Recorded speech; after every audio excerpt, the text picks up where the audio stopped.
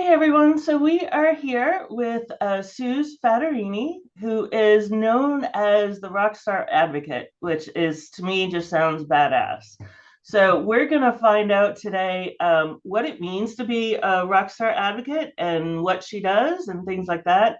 And then you will see her on April 27th for our very first health and wellness session that we're doing. And so I hope you join us. So let's hear from Suze. So tell us first of all what a rockstar advocate does, what that means. Awesome. Well, thanks for having me. So, yes, a rock star advocate. The reason I put the slash between rock and star is because I help creatives be the rock for their future stars. So, I help them stay grounded so that they can reach their full potential.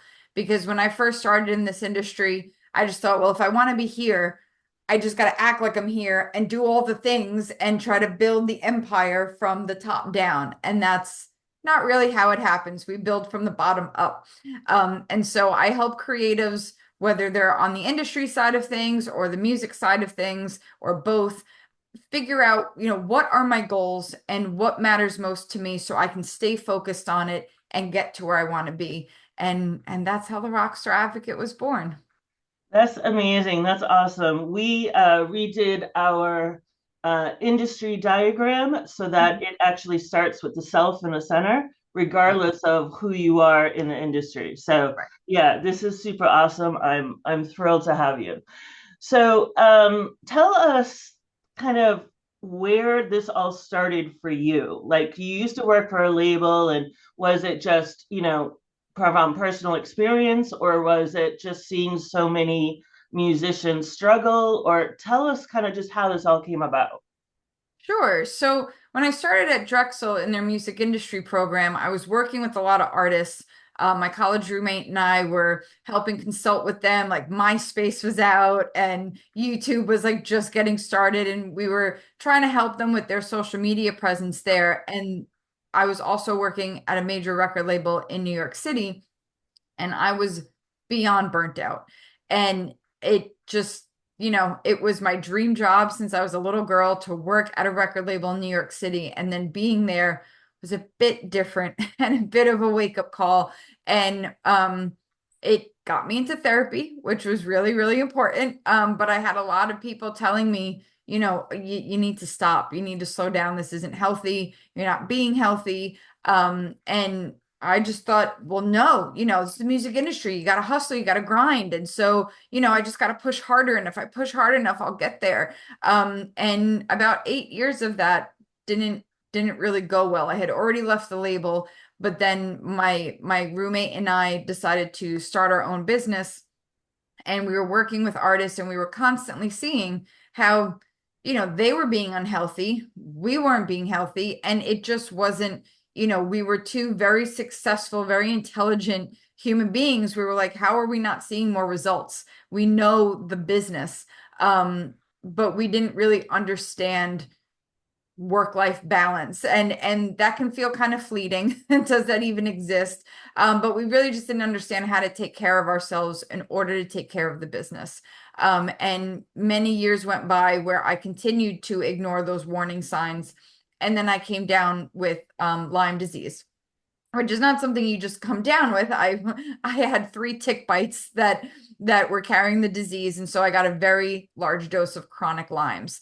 And it wasn't until my body shut down at 28 years old that it was like, oh, okay, so I have to figure something else out. And that's when I hired a coach, and they helped me create the Rockstar Advocate, where I was taking my life experience and helping other creatives learn, okay, if you just slow down a second and stop trying to be at every event and stop trying to do every single thing and be on all of the social media channels, you'll actually get more done.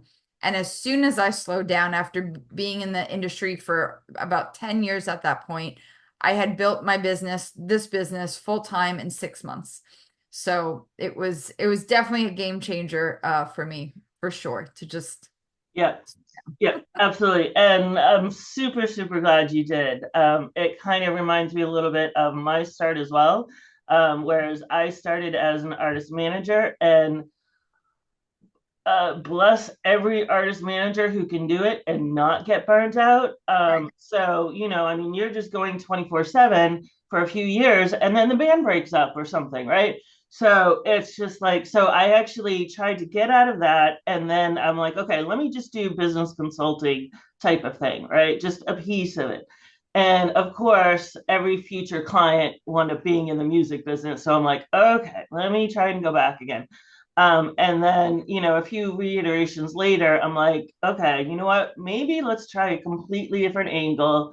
Let's, set up a nonprofit, try and develop tools and resources for the, community itself instead of trying to work one on one with somebody or one on one with a band. And yeah, it is a game changer. So I completely get it. But anyway, so you go to what did you go to school for? Yeah, so I've been to school more than I would have liked to be in school, but I went first to Drexel for their music industry program. So I have a BS in music industry, which is pretty fitting. And then I went back to school for my master's in psychology, and then most recently I got my master's in social work. So I am a licensed. I also did get licensed as a therapist. Yeah. Okay.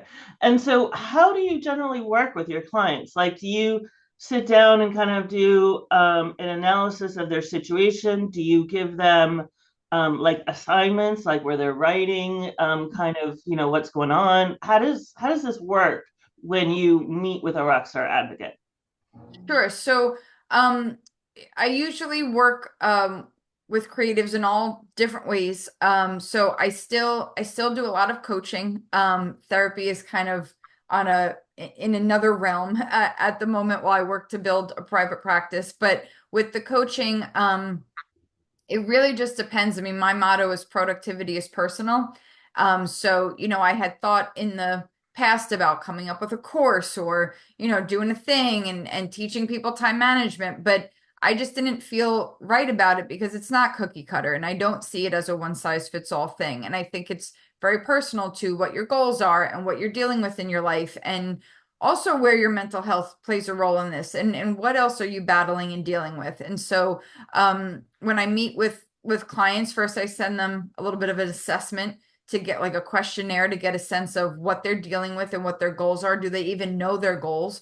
And then we work together either through clarity sessions, which are 1 hour, kind of coaching sessions where we go over based on their goals and based on what they said in their questionnaire. Are we working on figuring out what your goals are, or are we working on steps to get to those goals?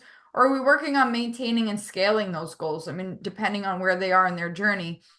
I've also done VIP days with creatives who have a bit more of they've got more under their belt and they really just want like a 6 hour day to really dig in and get into all the nuts and bolts and really do like a full spring cleaning of their career. They've already got the career, but they want it, really tightened up and really focused on the next level. So we've done VIP days. And then I've also done group coaching in the past. I'm not currently doing it right now, but hopefully bringing it back at some point where we had Rockstar Slackers, where we had a wonderful, beautiful community on Slack. And my team and I held them accountable on their goals. We did multiple check-ins throughout the week. And we worked on developing their time management skills and working towards their goals. So I really love that within the Rockstar Advocate world, there are many different ways that we can work together based on people's budgets, their needs, and where they are in their career. So when you first said slackers, you know what I thought of, right? Like wannabe musicians who just slack off all the time. Yeah. So, all right, cool. So, and you have developed a product, right, that people can buy Mhm. that will kind of help them with their journey. You want to tell people about Yep. Sure. Actually, I have it right here in my bag as I use it myself. So this is the Rockstar Life Planner. Back in 2016, another college roommate and I put together these planners. This is, I think, the eighth iteration.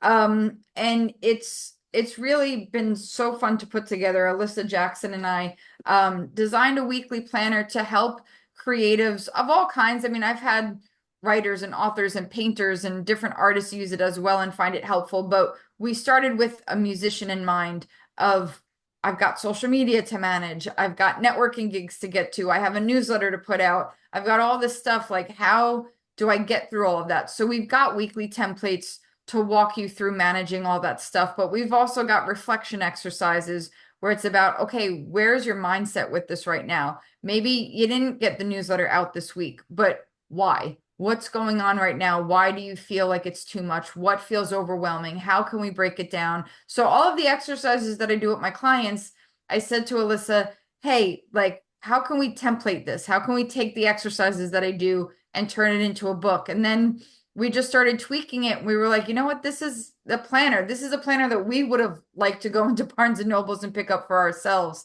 So that's what we created. Yeah, that's absolutely amazing. And I can't think of any sort of creative that could not use that. So, all right, awesome. Well, thank you so much, folks. If you want to hear more and you want to learn from Suze, you need to come. So Yes. go to the link in the post and hopefully we'll see you there. You All right, there? thanks so much. Bye bye.